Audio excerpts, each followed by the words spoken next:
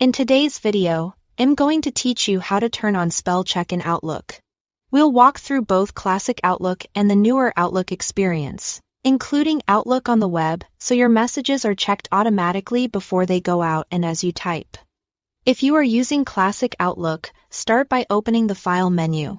From there, choose Options and then select Mail. This is where Outlook controls how you compose and send messages. In the Compose Messages section, turn on the option that says Always check spelling before sending.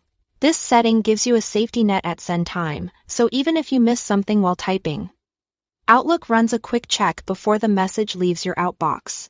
Next, click the Spelling and Autocorrect button to open the editor options.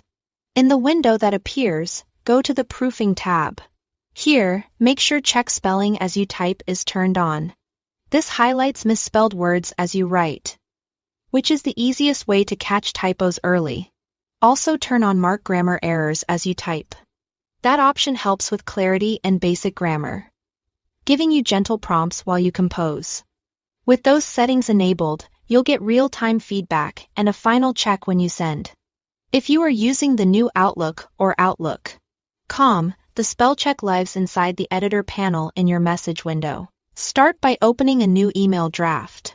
In the simplified ribbon at the top right of the Compose window, click the three dots labeled More Commands, choose Editor, and then select Editor Settings.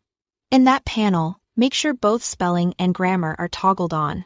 These controls ensure the editor reviews your writing as you type, with suggestions you can accept or ignore as you go. If you don't see the editor options, it may be because privacy settings are limiting content analysis. In that case, open Settings using the gear icon, go to General, then Privacy and Data, and open Privacy Settings. Turn on Experiences that analyze your content.